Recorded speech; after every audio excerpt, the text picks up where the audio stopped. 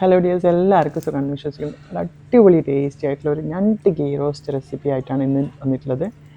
അപ്പോൾ എല്ലാവർക്കും ഇതെങ്ങനെ എളുപ്പത്തിൽ തയ്യാറാക്കുന്നത് നമുക്ക് നോക്കാം. ഇതിൽ മല്ലി,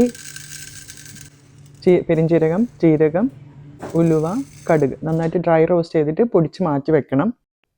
ഞണ്ടിന് കുറച്ച് ഉപ്പ്, മുളക് പൊടി, മഞ്ഞൾ പൊടി ചേർത്തിട്ട് ഒന്ന് വേവിച്ച് വെള്ളം കൂടി ചേർത്തിട്ട് ഒന്ന് വേവിച്ച് മാറ്റി വെക്കാം. ഇതിൻ്റെ മെയിൻ ഇൻഗ്രീഡിയൻ്റ് ആണ് കാശ്മീരി ചില്ലി, അതിൻ്റെ കൂടെ കാഷ്യൂം. ഇത് നമ്മൾ എന്ത് ചെയ്യണമെന്നുണ്ടെങ്കിൽ വെള്ളത്തിൽ കുറച്ച് ഒരു മണിക്കൂറോളം ചൂടുവെള്ളത്തിൽ കുതിർത്തി വെക്കാം, എന്നിട്ട് അരച്ച് പേസ്റ്റ് ആക്കി മാറ്റി വെക്കാം.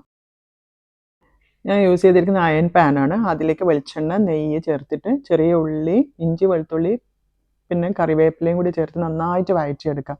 നേരത്തെ അരച്ച് വെച്ചിരിക്കുന്ന പേസ്റ്റ് അതും കൂടെ ചേർക്കാം. ഇതിൽ കളർ കിട്ടാൻ വേണ്ടിയാണ് വെളിച്ചെണ്ണയിൽ മുളക് പൊടി ഇങ്ങനെ ഇട്ടിട്ട് മിക്സ് ചെയ്താൽ നല്ലൊരു കളർ കിട്ടും. അങ്ങനെ ചെയ്തിട്ടും കൂടെ ഇട്ടിട്ട് നന്നായിട്ട് ഇളക്കാം.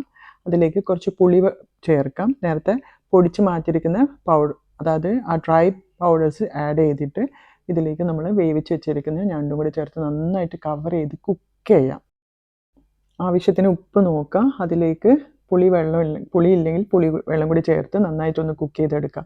അപ്പോൾ എല്ലാവരും ഒന്ന് ട്രൈ ചെയ്യേണ്ട അടിപൊളി റെസിപ്പിയാണ്. ഒരു ടിപ്പാണിത്.